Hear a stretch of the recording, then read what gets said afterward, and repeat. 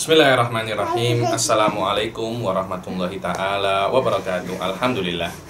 Alhamdulillahirabbil alamin wassalatu wassalamu ala sayyidil mursalin wa ala alihi wa sahbihi wa man tabi'ahum bi ihsanin ila yaumiddin. Nawaitu ta'luma wa ta'lim wa naf'a wal intifa' wal ifadah wal istifadah wal hasa ala tamasuki bi kitabillahi ta'ala wa sunnati rasulih wa du'a ilal huda wa dalalata alal khairi wa ibtigha'a mardatihi wa qurbihi wa thawabihi subhanahu wa ta'ala.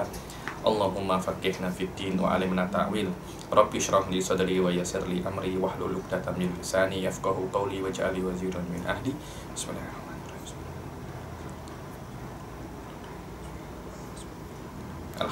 Alhamdulillah kita jumpa lagi di kelas ke-8 daripada kita Nalur Raja ini.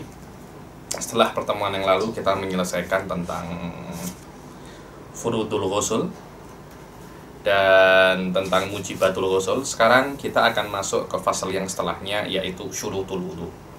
Yang mana syurutul wudu ini kalau kita nak tengok fil haqiqah, dia bukan hanya syurutul wudu saja, tetapi dia juga syurut untuk mandi juga sama. Yani syurutul wudu dia pun juga syurut untuk ghusl sama. Bahkan Al-Habib Ahmad bin Umar Asyatiri mengatakan bahwasanya dua yang pertama nanti al-Islam wa tamyiz ini adalah syarat untuk segala ibadah yang perlu untuk apa namanya?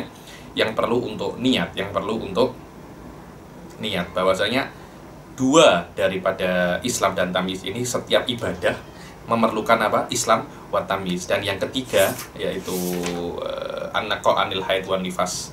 An-naqa anil haid wan nifas itu diperlukan untuk setiap ibadah yang memerlukan thaharah. Maknanya orang yang sedang dalam keadaan haid ataupun nifas tidak diperbolehkan dia itu untuk bersuci, walaupun niatnya itu untuk istibahah. Berbeza dengan salisil baul. Nanti kalau sudah sampai itu akan saya jelaskan, karena ada pertanyaan yang sampai ke saya bahwasanya kenapa ketika salisil baul atau salisil mani itu niatnya kena istibahati fardhi shalah. Kenapa, nanti akan saya jelaskan kalau kita sudah sampai di surut-surut yang berkenaan insyaallah. Jayid, faslun syurutul wudu asyrah. Dan biasa ya, ketika para ulama, ini bukan hanya di dalam kitab Safinah saja, tapi kalau Anda tahu kitab-kitab yang lain semacam Takrib atau lebih dikenal dengan nama Abi Syuja, itu sering buat semacam itu, syurutul wudu asyrah, arkanul wudu arba'ah. Kadangkala angka-angka ini mempunyai mafhum, yakni arkanul wudu sittah faqat. Kadangkala kata-kata fakotnya itu tidak disebutkan. Juga kadang-kadang mempunyai rukun yang mempunyai makna yang tidak seperti itu. Maknanya ketika Anda cakap syurutul wudu asyratun, bukan maknanya lebih daripada asyrah itu tidak ada, tidak seperti itu. Karena kalau kita nak lebih masuk ke dalam usul fikih, ini adalah jumlah. Dan jumlah itu tidak mempunyai mafhum mukhalafah dengan makna yang mengatakan 11 atau 12 itu salah, tidak seperti itu. Ini mungkin dikatakan 10 karena mungkin memang di dalam level kitab ini hanya ini yang perlu diketahui oleh student pada level 1. Nanti di akhir kita akan ketahui bahwasanya di dalam kitab-kitab lain dan bahkan di dalam syarah pun ditambahi bahwasanya syurut wudu ini bukan hanya 10 tapi 15. Lah 5 ini kemana? Kenapa kok tidak sebutkan 5 di matan tapi disebutkan 5 di syarah? Kenapa? Karena mungkin 5 itu bisa masuk ke dalam beberapa rukun yang sudah disebutkan di dalam matan, kama sanubayyinu ba'da qalil. Atau 5 ini di dalam 5 syarat ini laisa muttafaqun alaihi. Mana laisa muttafaqun alaihi? Tidak dikatakan oleh semua ulama Syafi'iyah. Karena ini kitab-kitab yang basic, biasanya mu'alif di dalam kitab-kitab yang level 1 seperti ini, kitab-kitab madrosi untuk level 1 seperti ini, tidak disebutkan hal-hal yang berkaitan tentang khilaf. Kenapa? Karena akan keluar daripada maksud daripada dikarangnya kitab ini. Karena kitab ini hanya untuk pengenalan apa itu fiqh Syafi'i. Kalau sudah disebutkan hal-hal yang berkaitan tentang khilaf, sudah bukan pengenalan lagi kan, tapi sudah masuk di dalam benar-benar mempelajari fikih Syafi'i secara hakiki. Dan itu tidak akan sesuai dengan level student yang biasanya membaca kitab Safinatun Najah atau Nailur Roja ini. Begitu pula kadangkala ada ilah yang lain. Para fuqaha atau para ini bukan hanya untuk fuqaha ya kan, tetapi di setiap kitab level 1 di dalam ilmu kalam pun sama, di dalam mantik pun sama, di dalam usul fikih pun sama. Kadangkala usul fikih atau mantik itu kadangkala di dalam kitab-kitab yang basic itu mereka tidak menyebutkan hal-hal yang susah walaupun itu mu'tamad. Begitu pula mungkin 5 syarat, nanti akan saya jelaskan 5 syarat yang tidak dijelaskan oleh Shahibus Safinah di dalam syurutul wudu ini mungkin susah untuk difahami menurut Shahibul Kitab ya, susah untuk difahami bagi student-student dengan level basic yang biasanya mengkaji Safinah. Karena itu beliau mengatakan, beliau hanya menyebutkan 10 saja. 5 ini beliau tidak cakap, yang tidak saya sebutkan maknanya itu bukan syurut wudu. Beliau tidak cakap semacam itu. Tapi yang perlu Anda ketahui dan biasa terjadi di dalam wudu itu adalah 10 ini. Maknanya kalau 10 ini Anda lakukan, biasanya wudu Anda sah. Dan itu tidak menafikan ada syarat-syarat yang lain yang mesti Anda penuhi selain 10 ini. Cuma 5 syarat ini susah untuk difahami, sedikit susah untuk difahami, terutama untuk student-student, untuk tolabah-tolabah pada level pertama mereka itu belajar. Begitu pula 5 syarat ini jarang terjadi. Maknanya biasanya 10 syarat ini jika terpenuhi, 5 ini otomatis akan terpenuhi. Maknanya 5 ini tidak terpenuhinya 5 syarat yang selain 10 syarat ini perkara yang jarang terjadi. Karena itu tidak diperhatikan sebenar-benarnya oleh mu'allif iktifaan bima jarat bihil adah minat tawaffur fi baqil khamsah. Biasanya itu seperti itu. Karena itu jangan Anda pikir, jangan Anda kira ya syurutul wudu asyroh. Nanti di dalam maknanya selain daripada 10 itu bukan syurutul wudu. Kalau ada kitab-kitab yang mengatakan syurut wudu itu 15, syurut wudu itu 16, itu maknanya bertentangan dengan Safinah atau kitab fikih. Antara yang kecil dan yang besar itu bertentangan satu sama lain. Itu laisa huwa uslub ta'liful kutub. Laisa huwa uslub ta'liful kutub ala laqal inda madrasati ahli sunnah wal jamaah. Akan tetapi yang namanya kitab kecil dan kitab besar, perbedaan antara dua kitab itu hanya dari perspektif ijmal wa tafsil. Yang kitab kecil itu lebih global dan kitab besar itu lebih detail, itu saja kan. Tapi tidak ada yang namanya perbedaan secara esensi, tidak ada sama sekali. Isu-isu yang disebutkan sama, cuma dia lebih detail lagi, dan adanya perbedaan di dalam jumlah syurut atau di dalam jumlah rukun atau apa, itu tidak menafikan, tidak menyebabkan ada pertentangan, tidak akan. Tapi itu dari perspektif ijmal wa tafsil atau daripada perspektif ini susah difahami dan tidak sesuai untuk untuk tolabah pada level kitab sebelumnya. Wallahu alam, itu yang saya pahami daripada kitab-kitab basic. Dan bahkan di beberapa kitab basic itu dulu ketika saya masih mengajar mengajar Sulamun Awraq mantek level 1, saya jumpa ada pendapat-pendapat itu yang confirm salah. Student-student yang mungkin belajar level 2, level 3 di dalam mantek akan langsung mengetahui bahwasanya ada beberapa pendapat yang ada di dalam Sulamun Awraq ini bukan pendapat yang mu'tamad. Sama, Anda kalau tengok di Muqaddimah Hadromiyah, Anda akan jumpa ada beberapa masalah itu ghairu mu'tamad. Di dalam Umdah pun juga sama, sampai Syekh Toha Hamadi mengarang kitab namanya Al-Farad Ba'da Syiddah fil Masail ghairu mu'tamad fil Umdah. Yani wallahu a'lam, saya kira bukannya mereka tidak mengetahui bahwasanya pendapat-pendapat itu ghairu mu'tamad. Bukan Imam Al-Akhdari di dalam Sulam tidak mengetahui bahwasanya ada beberapa masalah yang beliau tulis di dalam Sulam itu laisa mu'tamad, tetapi beliau sengaja buat seperti itu, sengaja buat salah agar kita itu natanakosh, agar kita itu berdiskusi di dalam kelas, ada semacam diskusi antara student untuk menentukan mana pendapat yang benar. Dan itu sangat penting sekali di dalam belajar, yaitu ada yang namanya bincang. Dan kadangkala sengaja memang dibuat salah agar kita itu bincang. Wallahu a'lam. Di dalam level-level tertentu memang mengaji ilmu itu tidak cukup untuk Anda dengar dari saya saja. Tidak cukup seperti itu. Harus ada yang namanya apa? Berdiskusi antara student satu sama lain dan antara student dan guru, macam majlisul munadharah, yang mana sistem ini dari awal memang sudah dipakai oleh Imam Abu Hanifah ketika beliau itu mendidik ashab Abu Hanifah, ashabnya seperti Abi Yusuf dan murid-muridnya Abi Hanifah. Ketika beliau itu mempunyai sebuah masalah, beliau akan melemparkan dan offer masalah itu kepada para studennya dan meminta para studennya untuk berdiskusi pasal itu dan menjadikan Imam Abu Hanifah itu lawan mereka ketika berdiskusi. Wa hakadza kana thariqatul mutakallimin di dalam apa namanya, di dalam berdiskusi.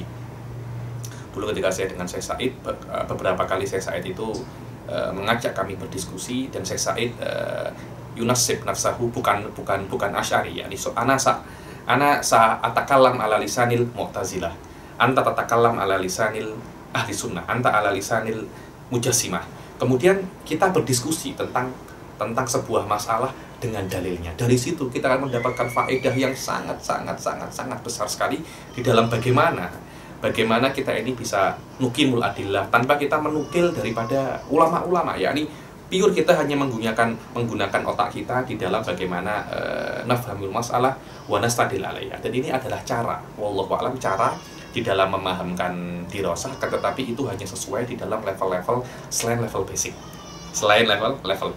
Yakni di dalam safinah hal-hal semacam ini tidak sesuai. Mungkin juga di dalam muqaddimah hadromiyah, ya ini 1-2 kali oke, tapi tidak terlampau sesuai. Nanti mungkin ketika sudah masuk takrib, Fathul Qorib, itu mungkin akan mulai diskusi diperlukan, karena masailnya sudah bukan masalah hanya memahami mutun, akan tetapi sudah masuk di dalam khilafiyah dan ba'dul ahyan sampai masuk di dalam adillah. Ketika itu memang perlu dikedepankan bagaimana berdiskusi. Tanpa adanya itu, kalau hanya mendengar daripada ustadz, akan menurut saya faedahnya akan sangat sedikit sekali. Wallahu a'lam. Oke. Saya sudah terlampau lama aja kayak gini. Langsung saja kita masuk di dalam fasl ini, dan saya katakan lagi bahwasanya syurutul wudu asyra ini bukan maknanya hanya 10, akan tetapi yang disebutkan di dalam kitab ini hanya 10, dan tidak menafikan mungkin ada lebih daripada syurutul wudu yang tidak disebutkan oleh musannif. Bukan karena itu bukan syurutul wudu, akan tetapi karena ada beberapa aspek yang beliau tengok aspek ini dan lebih prefer untuk tidak menyebutkannya. Di antaranya jarang terjadi, atau di antaranya susah untuk dipahami, dan ada khilaf di dalamnya. Wallahu a'lam. Ini beberapa aspek dan sebab kenapa kok tidak disebutkan syurut-syurut yang mungkin disebutkan di dalam kitab yang lebih tinggi. Wallahu a'lam. Syarat yang pertama daripada wudu adalah apa? Al-Islam. Kita baca syarah Nailur Raja. Al-makna annal awwala minasyurut allati tushtatu li sihhatil wudu qaulul mutawaddi musliman fala yasihhu wudu'ul kafir. Bilang, maka di antara syarat untuk sahnya wudu itu yang berwudu itu harus muslim. Maka kalau ada orang kafir itu berwudu, maka wudunya itu tak sah kecuali satu. Kecuali apa? Kecuali satu. Siapa orang kafir yang wudunya itu sah? Itu adalah wudu perempuan kafir yang menikah dengan orang muslim. Loh, maknanya menikah dengan orang muslim, menikah dengan wanita kafir itu boleh kah, Habib?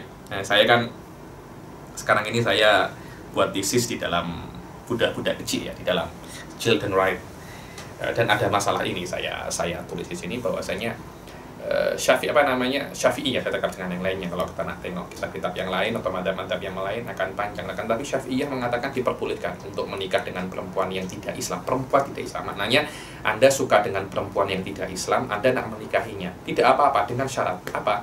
Dia harus ahlul kitab. Mana ahlul kitab? Yahudi ataupun Nasrani. Itu Yahudi ataupun Nasrani. Kalau Anda nak menikah dengan Buddha atau agama-agama yang lain, Hindu atau Sing atau apa, ini agama-agama selain ahlul kitab, tidak diperbolehkan sama sekali. Li asbab lil adillah, ya, ini mungkin di dalam kitab yang lebih tinggi boleh saya sebutkan dalil-dalil ini, ya. Oke. Sekarang tapi loh ya, yang boleh menikah hanya laki-laki nak menikahi perempuan muslimah, ya. Tapi perempuan laki-laki nak menikahi perempuan ahlul kitab, tapi perempuan muslimah nak menikahi laki-laki yang bukan muslim, alal itlaq tidak boleh. Tidak boleh sama sekali. Alal itlaq ya, tidak boleh. Li asbabin, yakni khilaf hanya ketika laki-laki yang muslim nak menikahi perempuan ahlul kitab. Di sini ada di dalam beberapa case diperbolehkan untuk laki-laki non muslim, untuk laki-laki muslim menikahi perempuan yang ahlul kitab. Jadi sekarang terjadilah pernikahan itu. Kan yang namanya perempuan ya, kadang-kala dia kan haid, kadang-kala tak haid. Lah, ketika dia itu haid, suami tidak diperbolehkan untuk menjima istrinya kecuali haidnya itu selesai, dan bukan hanya haidnya selesai, perempuan ini mandi daripada haidnya. Dan mandi daripada haid itu kan mandi wajib.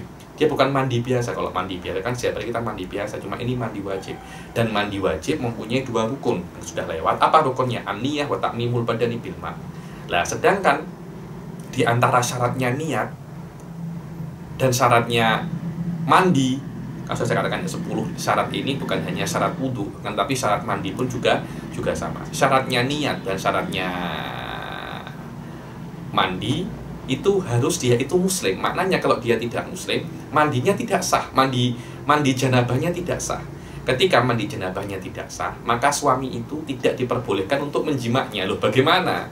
Sedangkan syariat memperbolehkan laki-laki muslim untuk menikahi perempuan yang ahlul kitab, tapi dia tidak diperbolehkan untuk dia tidak sah untuk mandi. Intinya kan kalau kita nak ambil dohirnya, maknanya Anda walaupun Anda bisa menikah dengan wanita yang ahlul kitab, Anda tidak bisa untuk menikmati fasilitas daripada pernikahan itu.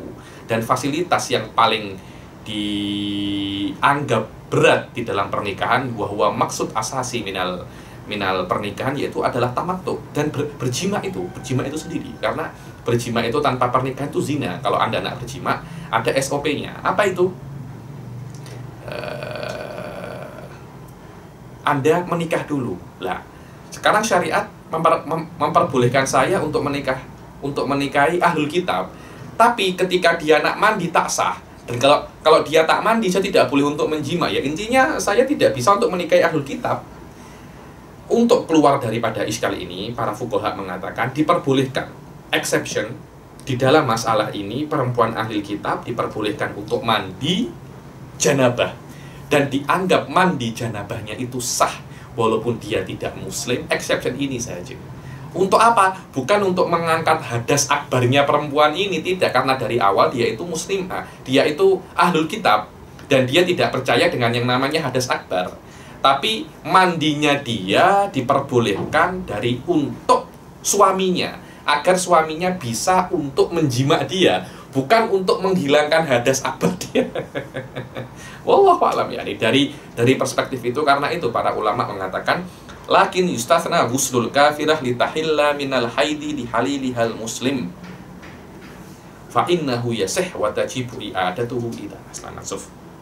Karena dia diperbolehkan untuk mandi agar suaminya yang muslim itu bisa menjimaknya, maka dia akan mandi. Setelah dia mandi, maka suaminya muslim diperbolehkan untuk menjimaknya. Akan tetapi, kalau suatu saat perempuan ini masuk Islam,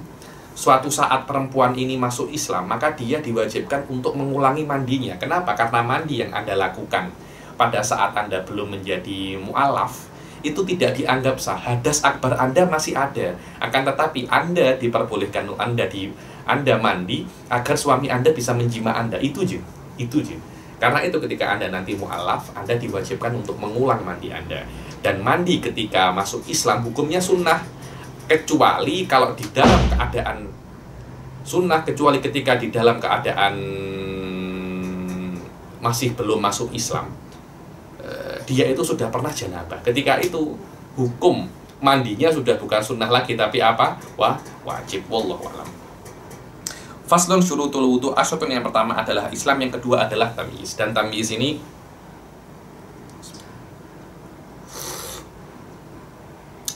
ini mempunyai banyak definisi ya. Tengok di dalam syarah.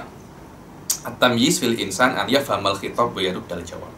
Ini saya sering Kalau nak maki-maki orang saya cakap ante ini tak mumayyiz. Kenapa? La tafhamul khitab la tarudal jawab. Ada yakni makna mumayyiz itu seseorang itu dia faham orang cakap apa dan dia bisa untuk menjawab. Kalau ada orang tanya, dia bisa jawab. Itu namanya mumayyiz. Tak tahu mungkin budak umur 6 tahun 5 tahun sudah boleh buat semacam itu. Jadi kalau ada orang tanya dia boleh jawab, dan kalau ada orang cakap dia boleh dengar. Ini adalah salah satu definisi daripada tamyiz. Definisi yang lain wahada ya, dan ini definisi yang mu'tamad, an yakula wahdahu wa yashraba wahdahu wa yastanji wahdah. Ini adalah definisi yang mu'tamad inda Syafi'iyah wallahu alam. Dibilang seorang budak dikatakan dia itu mumayyiz kalau dia itu sudah bisa makan sendiri, minum sendiri, dan istinja sendiri, baru dikatakan dia itu mumayyiz. Atau dia itu bisa untuk membezakan mana kanan dan mana kiri, yakni mana kanan mana kiri, oh ini kanan ini kiri. Kalau dia sudah bisa membedakan mana kanan dan mana kiri, dikatakan dia itu mumayyiz. Atau dia bisa membezakan antara tamroh wal jamroh, mana korma, mana bara api. Kalau dia sudah bisa membezakan itu, juga dikatakan dia itu mumayyiz. Akan tetapi definisi yang paling mu'tamad di dalam mazhab Syafi'i, yang namanya mumayyiz itu adalah yang bisa makan sendiri, bisa minum sendiri, dan bisa istinja sendiri. Itulah definisi yang paling mu'tamad daripada daripada mumayyiz. Terus saya tulis ini di saya punya tesis. Kemudian supervisor tanya, umurnya berapa? Yakni Anda sebut definisi saja ini kan tidak ada umurnya berapa. Memang ternyata di dalam Syafi'iyah tidak ada yang menentukan umur mumayyiz itu berapa. Tidak ada. Cuma banyak daripada kitab-kitab Syafi'i di yang besar ya, Al-Hawil Kabir Limawardi. Itu termasuk orang yang belajar dengan akhir Ashabul Wujuh. Begitu pula Rawdatul Thalibin disebutkan bahwasanya As-Sab' au Thaman. As-Sab' au Thaman. Jadi tidak ada umur tertentu berapa, tidak ada. Yakni tolak ukurnya mumayyiz itu bukan dengan umur tapi dengan perbuatan ini. Dan perbuatan ini biasanya terjadi ketika anak kecil itu berumur 6 atau 7 tahun. 7 atau 8 tahun. Sebagian ulama di antaranya Ghazali dan disebutkan di dalam Mughnil Muhtaj bahwasanya tolak ukur mumayyiz itu kalau dia itu sudah sudah 7 tahun. Tapi pendapat paling kuat di dalam mazhab Imam Syafi'i tidak ada tolak ukur daripada perspektif umur, tapi daripada perspektif perbuatan ini. Kalau dia sudah bisa makan sendiri, minum sendiri, dan istinja sendiri walau umurnya 5 tahun, maknanya dia sudah mumayyiz. Tapi dia bisa buat ini 10 tahun, maknanya mumayyiznya itu berapa? 10 tahun. Dan ghalibnya anak-anak itu mumayyiz berapa? Ketika umurnya 7 atau 8 tahun. Sebagian ada yang mengatakan 7 tahun, mustadil bil hadits muru auladakum bis sholati inda sab'a. Suruhlah untuk sholat, suruhlah anak-anak kandung untuk sholat ketika umurnya berapa? 7 tahun. Al-Islam wa tamyiz wan naqa anil haidi wan nifas. Dan di antara syarat daripada wudhu, dia itu suci daripada haid wan nifas. Suci daripada haid wan nifas. Tengok. Maknanya ketika Anda itu haid dan nifas, Anda tidak diperbolehkan untuk berwudhu sama sekali. Atau ini bukan hanya wudhu ya, mandi pun Anda tidak diperbolehkan. Mandi pun Anda tidak diperbolehkan. Kenapa? Karena tengok ya, ini bukan hanya di dalam haid wa nifas, akan tapi di segala ibadah. Ketika Anda itu melakukan sebuah ibadah dan Anda tahu ibadah itu tidak sah, tapi Anda tetap degil melakukannya, dianggap Anda itu mocking Allah. Itu namanya talabus bil ibadah fasidah. Saya beri contoh.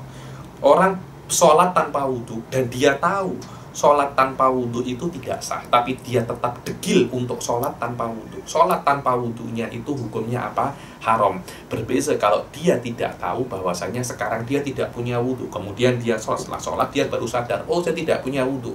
Ketika itu tidak apa-apa, dia cuma kena wudhu dan mengulangi sholatnya lagi, tapi dia tidak berdosa. Berbeza kalau ada orang dari awal dia tahu kalau dia tidak mempunyai wudhu, tapi dia degil, dia tetap nak sholat tanpa wudhu. Ketika itu sholatnya dia itu haram.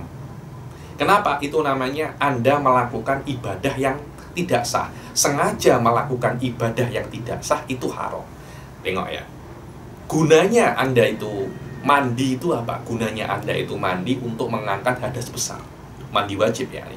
Dan hadas besar itu terangkat ketika haidnya itu sudah selesai. Maknanya ketika haid Anda selesai, Anda mandi untuk mengangkat hadas besar. Maknanya hadas besar setelah Anda mandi itu akan terangkat. Kenapa? Karena darah tidak keluar. Sekarang tengah-tengah haidnya ini masih keluar darah, nifasnya ini masih keluar. Anda mandi.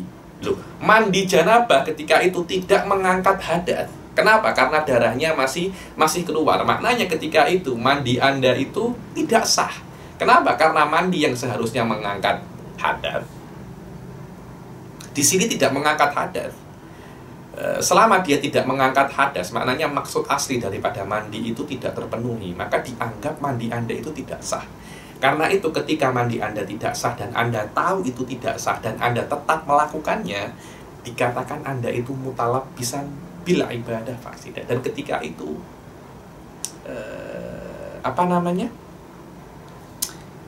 ibadah Anda itu atau mandi Anda itu dianggap haram. Karena itu di dalam kitabnya Ustaz Abdul Rahman Segaf, guru saya, yakni Syekhi wa Murabbi Ustaz Abdul Rahman Segaf Mufti Saimun, di dalam kitabnya Ibanah wal Ifadhah, biasanya di dalam kitab-kitab lain dikatakan hal-hal yang haram untuk itu 10. Beliau menambahi 11. Apa itu? At-thaharah biniyatil ibadah. Betul itu. Secara teori seperti itu. Kalau Anda bersuci dengan niat beribadah dalam keadaan Anda itu haid, bersuci Anda tidak sah dan Anda berdosa. Dan Anda apa? Berdosa. Jayid. Ada sebuah masalah namanya salisil bol wa salisil mani. Ini penting. Kemarin tak tahu ada yang tanya kepada saya, Habib, kenapa kok salisil bol itu niatnya harus istibahah? So, makna salisil bol dan salisil mani. Kalau salisil bol itu, kalau ini zakar, seampanya ini zakar ya, kencingnya dia itu, kalau kita kan kencing berhenti selesai, kemudian kita istinja, itu dalam keadaan normal. Ada penyakit yang kencing itu tidak pernah berhenti, jadi dari zakarnya itu menetes kencing terus, menetes. Lah, maknanya dia itu dalam keadaan terus-terusan dalam keadaan hadas kecil. Lah, ada juga penyakit itu dia itu terus-terusan mengeluarkan mani. Saya pernah baca satu artikel, satu majalah itu mengatakan di Amerika ada perempuan atau laki-laki, saya lupa, itu satu hari boleh keluar sperma 70 kali. Maknanya dia sudah dikatakan dia itu apa? Salisil mani. Macam mana salisil mani? Jadi mani itu keluar terus daripada keluar terus daripada zakarnya. Ketika mani itu keluar terus, maknanya tidak ada kondisi dia itu terangkat hadas besarnya. Ketika air kencing keluar terus, maknanya tidak ada kondisi hadas kecilnya itu terangkat. Sedangkan wudhu itu mengangkat hadas kecil. Kemudian mandi mengangkat hadas besar. Dan dia dalam keadaan hadas kecil dan besarnya itu tidak pernah terangkat. Kan maknanya ada semacam kontradiksi kan. Maknanya mandi Anda dan wudhu Anda itu tidak bisa untuk melakukan tugasnya mengangkat hadas kecil dan hadas besar. Kenapa? Karena orang ini selalu dalam keadaan hadas kecil dan hadas besar. Itulah makna salisil bol dan salisil mani. Mirip dengan haid wa nifas. Cuma fuqaha mengatakan di dalam salisil mani dan salisil bol, orang itu tetap kena wudhu dengan niat istibahah. Apa itu istibahah? Makna istibahah itu maknanya wudhu Anda dan mandi Anda berniat untuk minta izin diperbolehkan sholat dengan adanya hadas kecil dan hadas besar. Berbeza dengan wudhu dan mandi yang normal. Wudhu dan mandi yang normal itu dilakukan kalau sudah selesai hadas kecilnya terangkat kalau dia wudhu, kalau dia mandi hadas besarnya terangkat. Tapi di dalam daimul hadas atau salisil bol, ketika orang ini mandi ketika orang ini wudhu hadas kecilnya tidak terangkat, ketika dia mandi hadas besarnya juga tidak terangkat. Terus wudhu dan mandinya itu untuk apa? Hanya untuk izin dia itu diperbolehkan untuk sholat dengan adanya hadas kecil dan hadas besar. Itulah makna istibahah. Lah terus kenapa kok orang haid Dan orang nifas tidak wudhu saja atau tidak mandi dengan istibahah.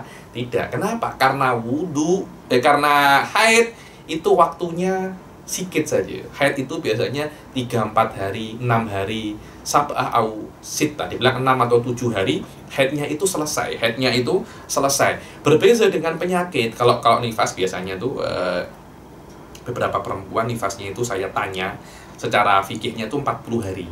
Biasanya 40 hari. Cuma saya tanya beberapa orang, nifasnya mereka itu rata-rata 2-3 minggu saja.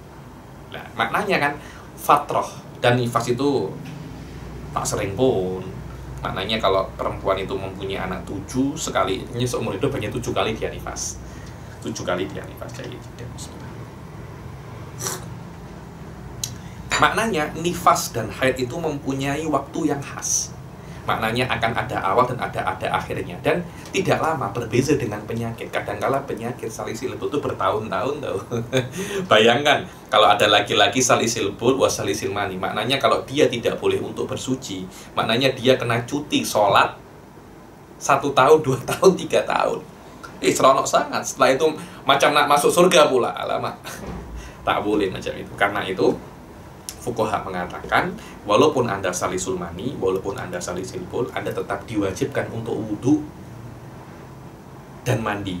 Walaupun wudhu dan mandi ini tidak mengangkat hadas Anda, akan tetapi wudhu dan mandi ini tugasnya hanya memperbolehkan Anda sholat dengan adanya hadas kecil dan hadas besar Anda. Wallahu a'lam bishawab. Jadi tidak.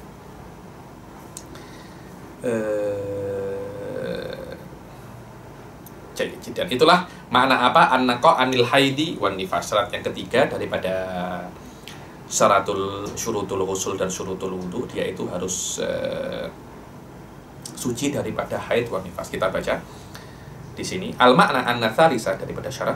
Al makna an-natsalisa minasyurut allati tushtaratu li sihhatil wudu al khulu minal haidi wan nifas wa mithluhu ma kullu munafin lahu ka urujil bul kadza yuqalu fil ghusl fala yasihu ma khurujil mani awil haidi wan nifas. Dibilang syarat yang ketiga daripada syarat wudu adalah Anda itu ketika berwudu tidak dalam keadaan haid ataupun nifas, atau juga dalam tidak keadaan kencing ya. Kurang ajar itu, kencingnya masih keluar, masih kencing Anda wudu, nawaitul wudu, kencingnya keluar, itu namanya Anda mocking Allah itu. Karena itu namanya talabus bil ibadah fasidah. Bagaimana Anda wudu sedangkan kencing Anda itu membatalkan wudu. Begitu pula hal-hal selain wudu, selain kencing, sedang keluar mani Anda mandi, itu tidak boleh. Akan tetapi di exception agsalul hajj wa nahwiha fa innaha tusannu lil haid wan nufasa. Dibilang begitu, disunahkan untuk haid wan nifas itu, atau diperbolehkan untuk mandi selain mandi mengangkat hadas. Contohnya apa? Kalau orang itu sedang dalam keadaan haji. Nah, wukuf di Arafah kan tidak harus suci kan. Dalam keadaan haid pun dia juga boleh untuk wukuf di Arafah, dan disunahkan dia itu untuk mandi. Kenapa? Karena mandi untuk wukuf di Arafah, untuk mabit di Musdalifah itu bukan untuk mengangkat hadas, bukan. Mandi untuk Idul Fitri, untuk Idul Adha itu bukan untuk mengangkat hadas, bukan kan, tapi untuk sebagian untuk menghormati hari, sebagian untuk berkumpul. Maknanya ketika Anda berkumpul dengan banyak orang, disunahkan untuk mandi. Kenapa? Bayangkan kalau ada banyak perkumpulan orang tidak ada yang mandi, bau busuknya macam apa itu? Bau busuknya macam apa? Dan yang keempat daripada syarat wudu, wa amma yamna'u usulal ma'i ilal basyarah, dan disyaratkan di dalam sahnya wudu dan sahnya mandi di dalam basyarah atau di basyarah ini dhahirul jilid, surface daripada kulit, permukaan kulit, ini namanya basyarah ya, yang kulit-kulitnya ini, yang tempat tumbuhnya yang ada tumbuh bulu-bulu ini, atas ini namanya basyarah. Di dalam basyarah atau di atas basyarah, bukan di dalamnya ya, di atas basyarah, surface-nya itu tidak ada sesuatu yang menghalangi air untuk sampai ke basyarah ini, tidak ada. Contohnya apa? Hati-hati ya kalau ada kuku-kuku macam ini. Kalau kuku panjang semacam ini, hendaklah cepat-cepat dipotong. Kalau laki-laki cepat-cepat dipotong. Perempuan itu saya tengok banyak yang memanjangkan kuku, hati-hati. Saya tak larang memanjangkan kuku, tapi lebih baik jangan dipanjangkan. Kenapa? Karena itu secara Islam pun juga gak elok. Terus ada risk nanti ada banyak kotoran-kotoran di sini. Ada apa? Ada banyak kotoran-kotoran di bawah kuku, dan di bawah kulit, di bawah kuku ini juga wajib untuk kena air. Maknanya ketika kita wajib membasuh tangan, maknanya tangan walaupun di bawah kuku, di bawah kuku ini loh. Nah, kadang-kala di bawah kuku ini kalau orang setelah kerja, mungkin dia kerja jadi tukang kayu atau bersih-bersih jadi cleaner, di sini tuh banyak di sini itu banyak kotoran-kotoran hitam-hitam. Itu biasanya dari tanah atau apa, dan itu membuat air tidak bisa masuk. Ketika air tidak bisa masuk, maka pendapat terkuat daripada mazhab Syafi'iyah mengatakan itu membuat wudhu tidak sah. Berbeza kalau seumpamanya yang di sini itu bukan daripada kotoran luar, tapi itu adalah daging atau daging daripada tubuh.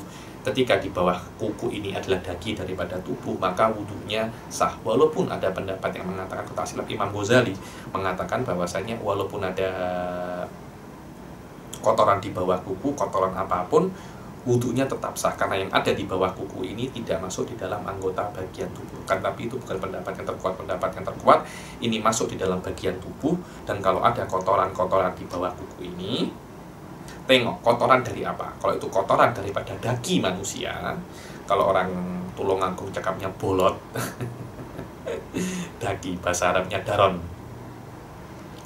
Kalau itu daripada kotoran kotoran manusia, kotoran kita sendiri, daging kita, itu tetap sah. Kalau tidak, maka memang wudhunya tidak sah. Kita takut nanti pada hari kiamat tiba-tiba banyak sholat kita yang tidak sah, cuma gara perkara-perkara yang remeh. Sebab perkara-perkara yang remeh, apa itu perkara yang remeh? Di bawah ini ada Di bawah ini ada kotoran yang membuat wudhunya tidak sah. Wallahu a'lam. Wa amma yamna'u usulal ma'i ilal basyarah. So, tengok awal makna anna rabi' min asyurut allati tushtaratu li sihhatil wudu khuluwul udwi amma yamna'u usulal ma'i ilaihi kal wasakh alladhi tahtal adfar. So, kotoran yang di bawah kuku in lam yakun minal araq, kalau bukan daripada keringat atau daripada daging kita sendiri, kaduhnil jamid lal ma'i, seperti begitu. Kalau ada duhun, ada hand body yang yang keras, yang padat, itu tidak boleh. Wa in lam yathbut alaihi ma' wa kal gubar alladhi alal badan. Begitu pula kotoran-kotoran yang ada di dalam tubuh. Hati-hati, mungkin ada kotoran-kotoran yang sudah dagingnya sudah tidak bisa untuk dikurangi lagi, itu memang kena dihilangkan dahulu sebelum sebelum kita ini wudhu. In lam ya'sur zawaluhu, kalau tidak susah untuk dihilangkan. Kalau sampai susah dihilangkan, sekiranya kalau dihilangkan kotoran itu akan berdarah, akan sakit, ya ketika itu memang sudah jadi, kotoran itu sudah jadi bagian daripada tubuh Anda. Kalau dia sudah jadi bagian daripada tubuh Anda, maka sudah tidak wajib untuk dihilangkan lagi, dan itulah yang kena dibasuh ketika Anda wudhu ataupun mandi. Dan syarat yang kelima daripada wudhu dan mandi adalah wa alla yakuna alal udwi ma yughayyirul ma, dan di tubuh itu tidak ada sesuatu yang ketika Anda menuangkan, contohnya ini untuk wudhu, ketika Anda menuangkan air di dalam kepada tangan Anda, nanti itu kan akan jatuh kan airnya kan. Ketika Anda menuangkan di sini, airnya akan jatuh. Lah ketika air itu jatuh ke bawah, warnanya sudah tidak seperti air lagi, tidak seperti air mutlak lagi, tapi dia itu sudah semacam apa ya, orang-orang cakap, tadi ketika sebelum ke tangan Anda air biasa, setelah Anda buat warnanya sudah kuning, merah, hitam, sudah macam kopi. Jadi ketika tengok, ini sudah bukan air lagi, tapi ini kopi. Lah ketika air yang Anda pakai untuk wudhu itu, setelah Anda pakai dia berubah warna, sekiranya tidak dikatakan air mutlak lagi, maka wudhu Anda itu tidak sah. Anda kena hilangkan kotoran-kotoran yang ada di dalam tubuh Anda, di dalam anggota wudhu Anda. Setelah kotoran itu hilang, baru Anda diperbolehkan untuk wudhu lagi. Walau ketika Anda wudhu kemudian air yang keluar itu warnanya hitam, hijau, dan menjadikan air tidak dikatakan air mutlak lagi, maka wudhu Anda tidak sah. Biasanya itu kalau Anda buat macam ini, Anda warnai tangan Anda dengan ballpoint, dengan pen, kemudian ketika Anda basuh, airnya itu warnanya hitam. Airnya warnanya apa?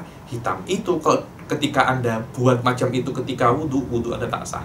Karena ballpointnya itu dihapus dahulu, baru Anda wudhu. Habib, tapi air boleh masuk ke ke dalam kulit saya loh. Memang airnya boleh masuk ke dalam kulit Anda, akan tetapi air sudah tidak dikatakan air mutlak lagi. Kenapa? Karena dia sudah berubah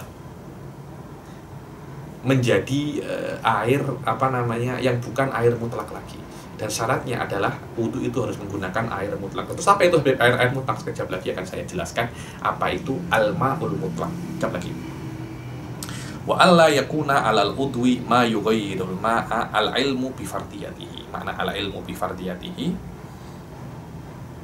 makna al-ilmu bi fardiyatihi, dia itu kena tahu bahwasanya wudhu itu wajib. Jadi ketika Anda itu wudhu sebelum sholat, Anda itu mengetahui bahwasanya wudhu itu hukumnya wajib. Jangan Anda itu wudhu. Kenapa Anda wudhu? Serono, ikut kawan-kawan, ikut kawan-kawan ya. Tidak boleh seperti itu. Ketika Anda itu wudhu, Anda harus tahu bahwasanya Anda melakukan wudhu ini karena wudhu itu hukumnya apa? Wajib, bukan karena hanya ikut-ikut saja. Wa an la ya'taqida fardun min furudihi sunnah. Dan Anda tidak boleh untuk meyakini fardon.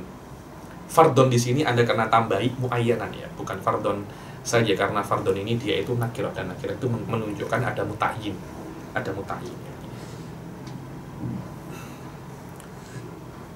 Maknanya an la ya'taqida fardon min furudiha min furudihi sunnah. Anda tidak meyakini satu rukun tertentu secara spesifik daripada rukun-rukun wudhu itu sunnah. Contohnya, jika Anda itu meyakini bahwasanya membasuh muka itu sunnah, itu tidak boleh. Anda meyakini bahwasanya membasuh tangan itu sunnah, itu tidak bisa, karena Anda meyakini rukun yang spesifik daripada wudhu itu adalah sunnah, tidak boleh. Tapi kalau Anda meyakini di dalam wudhu itu ada yang sunnah dan ada yang wajib, Anda tahu, terus memang seperti itu. Cuma Anda tahu tak yang wajib mana, yang tak wajib mana? Saya tak tahu. Nah, kalau Anda seperti itu, maka menurut Ibn Hajar, wudhu Anda sah. Walaupun Anda itu orang alim, kalau Anda tidak bisa untuk membezakan mana yang wajib dan mana yang sunnah, wudhu Anda tetap sah. Tapi menurut Imam Romli, yang diberikan uzur untuk tidak bisa membezakan mana yang wajib dan mana yang sunnah itu hanya orang jahil saja. Adapun orang alim, dia tidak diberikan udzur untuk tidak bisa membezakan mana yang wajib dan mana yang sunnah di dalam wudhu. Jadi kalau ada orang alim, dia tidak ada wudhu, ada yang sunnah dan ada yang wajib di wudhu, tapi saya tidak tahu mana yang wajib dan mana yang sunnah. Engkau alim? Iya. Apa sih tolak ukurnya alim? Tolak ukurnya alim adalah seseorang, ini penting ya, adalah seseorang yang mempunyai kesempatan untuk belajar wudhu, dan kesempatan itu sudah bisa bagi dia untuk membezakan mana yang wajib dan mana yang sunnah di dalam wudhu. Untuk belajar ini perlu 30 menit contohnya. Setelah 30 menit saya tahu mana yang sunnah dan mana yang wajib di dalam wudhu. Kalau Anda belajar hukum ini selama 30 menit, maknanya Anda sudah dikatakan alim dengan masalah ini. Kalau setelah 30 menit Anda belajar dan Anda tidak bisa membezakan mana yang wajib dan mana yang sunnah, maka wudhu Anda sahihun inda Ibn Hajar wa batilun inda Romli. Khotir. Jadi maknanya ada potensi 50-50. Fi nafsil amar, wudhu Anda itu tak sah atau sah. Ada 50-50 tau. Ada 50-50. Ya sudah Habib, saya nak meyakini Habib, semua yang ada di wudhu itu wajib. Oh, fabiha wa ni'mat. Maknanya semua sunnah wudhu nak Anda lakukan karena Anda meyakini semua sunnah itu wajib. Oh, fabiha wa ni'mat. Satunya lagi, ya sudah Habib. Maknanya ketika Anda meyakini semua yang ada di wudhu itu wajib, sunnah-sunnahnya pun juga wajib, wudhu Anda sah. Satunya lagi, saya meyakini semua wudhu itu sunnah. Ya ini problem. Ini apa namanya? Ini problem. Maknanya kalau Anda yakini semuanya itu sunnah, confirm ya, ini wudhu Anda boleh tak sah itu. Jadi kalau Anda meyakini semua rukun, semua yang ada di wudhu itu wajib, wudhu Anda sah. Kalau Anda meyakini semua yang ada di wudhu itu sunnah, wudhu Anda tak sah. Kalau Anda meyakini salah satu fardu yang ada di dalam wudhu secara spesifik itu sunnah, wudhu Anda tak sah. Kalau Anda meyakini salah satu fardu yang tidak tertentu, maknanya ada yang sunnah dan ada yang wajib, tapi saya tidak tahu mana yang wajib dan mana yang sunnah. Ketika itu, maka wudhu Anda sah inda Ibn Hajar dan inda Romli fit tafsir. Kalau seumpamanya Anda alim, makna alim adalah Anda mempunyai kesempatan untuk belajar ini, zaman waktu di mana waktu itu mungkin Anda menjadi bisa untuk memahami mana yang wajib dan mana yang sunnah. Tapi Anda tetap tidak paham, maka wudhu Anda tidak sah. Tapi kalau Anda jahil, makna jahil adalah orang yang tidak mempunyai kesempatan untuk belajar ini, maka ketika dia meyakini sebagian wudhu itu sunnah, sebagian wudhu itu wajib, tapi dia tidak mengatakan secara spesifik mana yang wajib dan mana yang sunnah, maka wudhunya itu dianggap sah. Wallahu a'lam.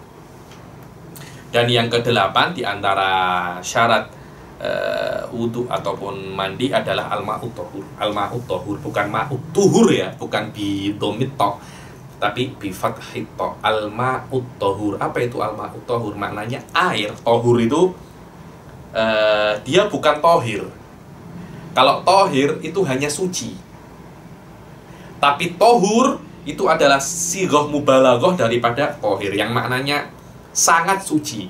Kenapa dia sangat suci? Karena sucinya dia tidak hanya pada dirinya sendiri, tapi dia sampai menyucikan selain daripada dirinya. Itulah yang namanya al-ma'ut tahur. Maknanya air yang dia gunakan untuk berwudu itu suci dan mensucikan. Suci dan apa? Suci dan mensucikan. Inilah yang namanya al-ma'ul mutlak. Al-ma'ul mutlak, air yang mutlak. Mutlak itu yang tidak terikat. Tidak terikat daripada apa? Sana hati-hati ya, ada mutlakul ma', ada al-ma'ul mutlak. Yang boleh dipergunakan untuk wudhu itu bukan mutlakul ma', tapi al-ma'ul mutlak. Makna ma'ul mutlak adalah air yang tidak terikat dengan ikatan apapun, dan dia itu suci dan mensucikan. Macam mana itu Habib? Kita tengok sekarang. Al-ma'ut tahur di dalam syarah, al-ma'ut tahur huwal ma'ul mutlak wa huwal ladzi lam yuqayyad bi qaidin lazim. Ini penting sekali ya nih.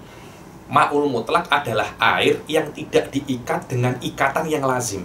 Apa itu ikatan yang lazim? Ikatan yang lazim adalah ikatan yang tidak bisa lepas. Itu lazim. Lazim itu la yumkinul infikak. Maknanya tidak bisa lepas dimanapun Anda ada.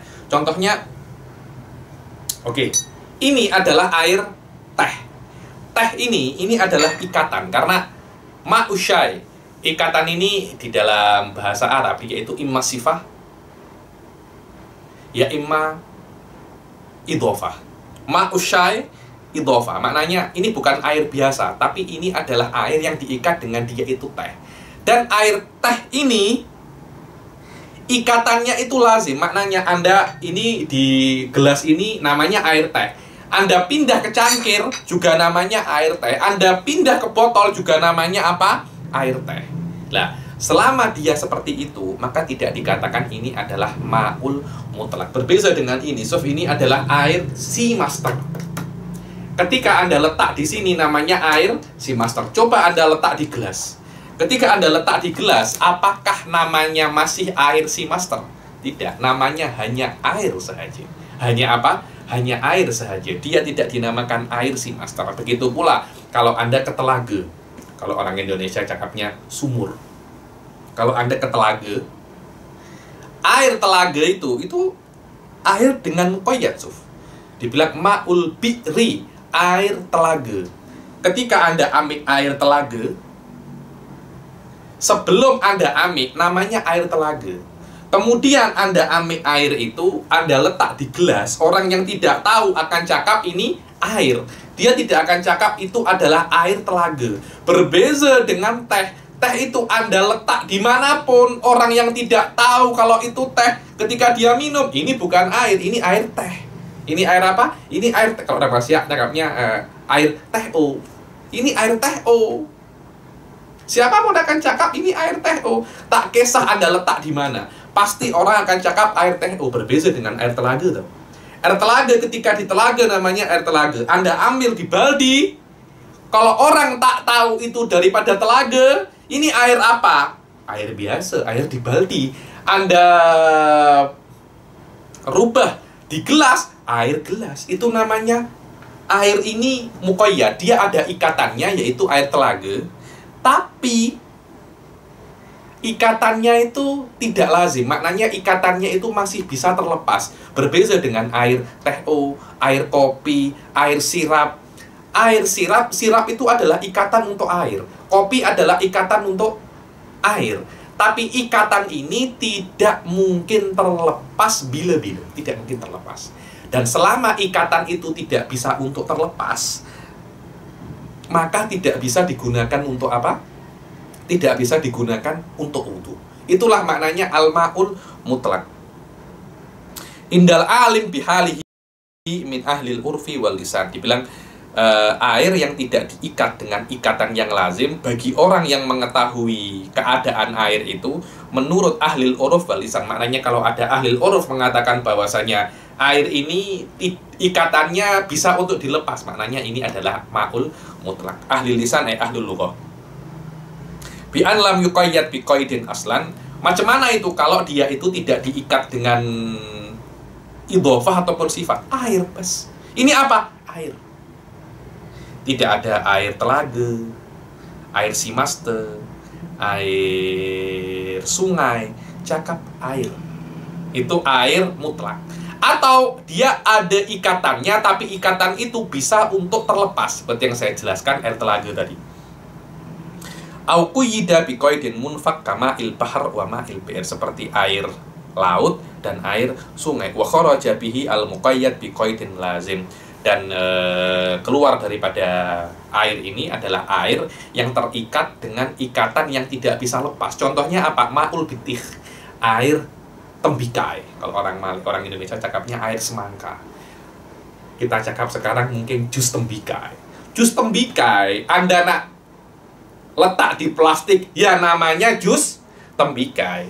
Air tembikai. Anda nak letak di gelas, ya namanya air tembikai. Anda letak di tembikainya, ya air tembikai. Itu tidak akan bisa, kata-kata tembikai tidak akan bisa untuk lepas daripada air selama dia diambil daripada air tembikai. Wanahwihi, seperti apa contohnya? Air jeruk, air Pepsi, Fanta, dimanapun tempatnya, Fanta tetap saja Fanta, Pepsi tetap saja Pepsi. Anda kalau beli di McDonald, Fanta Pepsi kan gelasnya bukan gelas Fanta Pepsi, gelasnya kan gelas McDonald. Tapi tetap apa? Fanta, tetap Pepsi. Wah deh ya, saya kira jelas masalah ini. Fa innahu la yasihhul wudu'u bihi, maka tidak diperbolehkan untuk wudu dengan air yang tidak air yang tidak mutlak. Dan syarat, dua syarat yang terakhir, dukhulul waqt, sudah masuk waktu, dan mualah itu hanya untuk apa? Dakhilul hanya untuk daimil hadas. Dukhulul waqt wal mualah li daimil hadas. Dan dua syarat yang terakhir yaitu sudah masuk waktu. Maknanya kalau Anda nak wudu untuk sholat duhur, kena masuk waktu sholat duhur. Dan harus mualah. Apa itu mualah? Mualah itu hendaknya Anda itu membasuh anggota wudu yang kedua sebelum anggota wudu yang sebelumnya itu kering, dengan keadaan cuaca yang normal, airnya yang normal, dan keadaan diri Anda yang normal. Itu namanya apa? Itu namanya mualah. Itu namanya mualah. Dua syarat ini hanya untuk daimul hadas. Apa itu daimul hadas? Daimul hadas itu adalah orang yang hadasnya itu tidak pernah terangkat. Tadi di awal-awal saya jelaskan, orang yang air kencingnya itu tidak pernah berhenti, atau orang yang maninya tidak pernah berhenti. Di sini kita tak ya cakap yang gusul, yang wudhu saja. Kalau orang itu kencingnya tidak pernah berhenti, itu namanya daimul hadas. Ketika orang itu nak wudhu dalam keadaan dia itu daimul hadas, maka diwajibkan kalau dia nak sholat duhur, dia kena wudhu setelah masuk sholat, setelah masuk waktu duhur. Dan wudhunya tidak boleh macam wudhu orang biasa, dia kena mualah. Dia kena mualah. Berbeza kalau macam saya alhamdulillah tak punya salisil bol, dan seperti majority orang tidak punya salisil bol.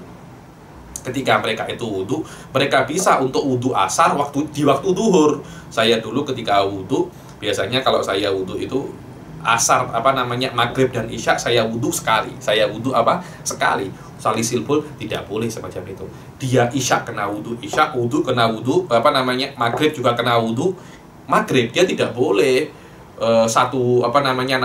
nak sholat isya wudhunya di maghrib, tidak boleh. Begitu pula mualah itu sunnah. Sudah saya katakan, mualah itu Anda membasuh, ketika Anda itu membasuh tangan, karena membasuh tangan itu sebelum membasuh air yang ada di muka itu kering, dengan dalam keadaan yang normal ya, dalam keadaan yang normal, maknanya cuacanya normal, cuacanya standar, dan hawa tubuh Anda itu standar. Kalau ada demam mungkin lebih cepat keringnya ya, lebih cepat keringnya.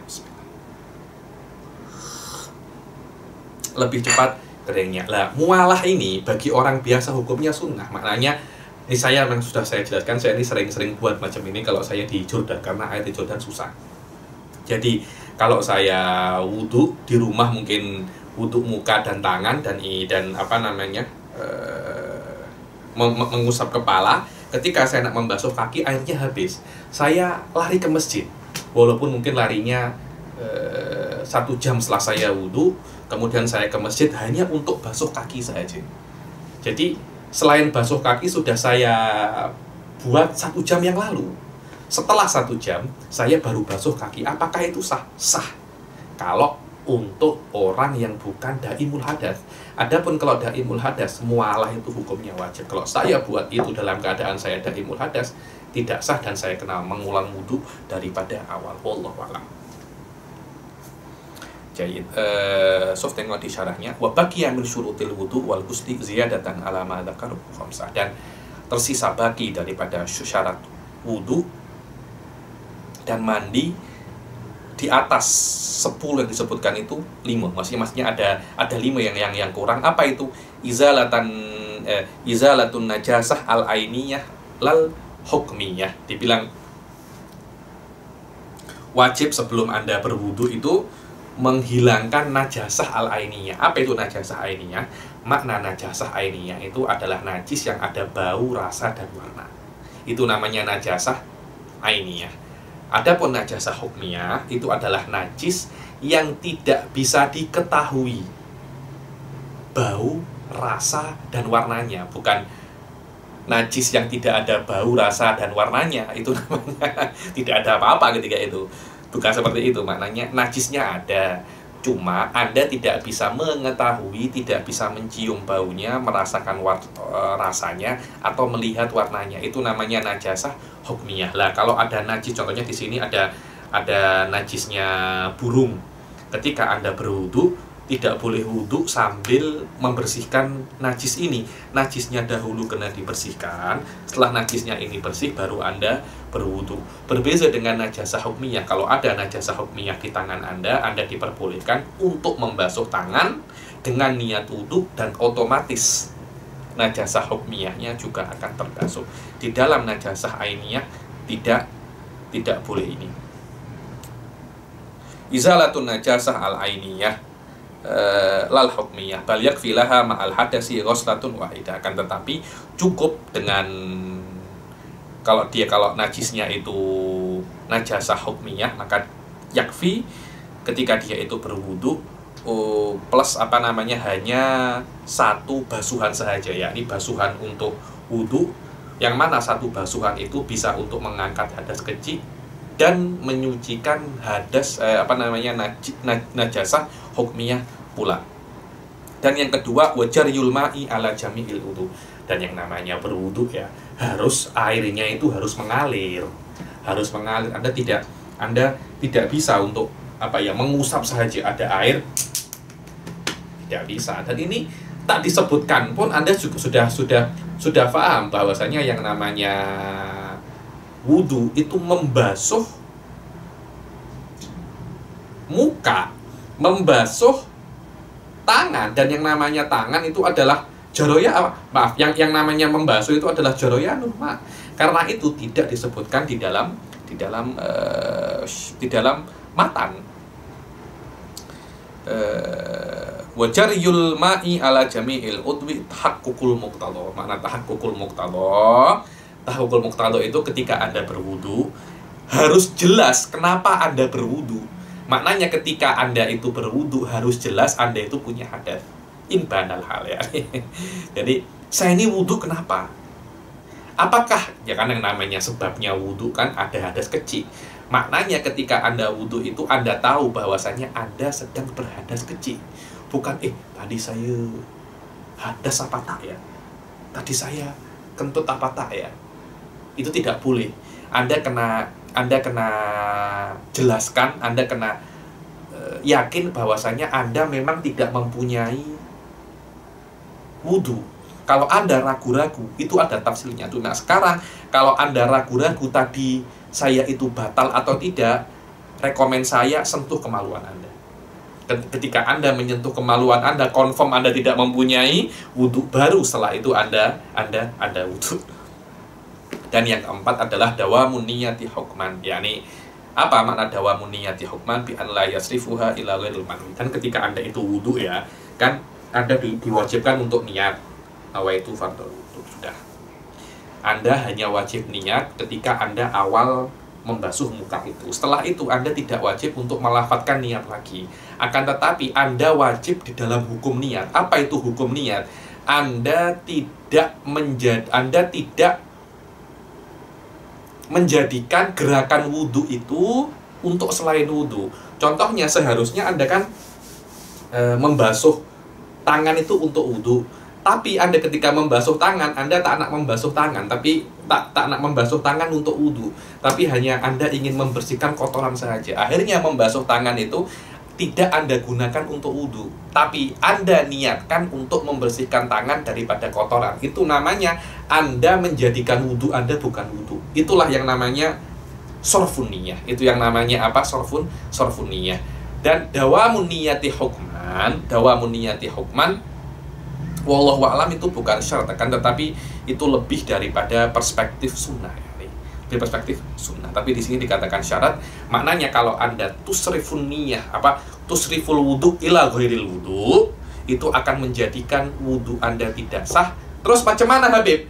Maknanya Anda ketika, contohnya ya, ketika Anda membasuh muka, oke, masih dalam keadaan niat berwudu, membasuh tangan iya, mengusap kepala dalam keadaan berwudu. Ketika Anda membasuh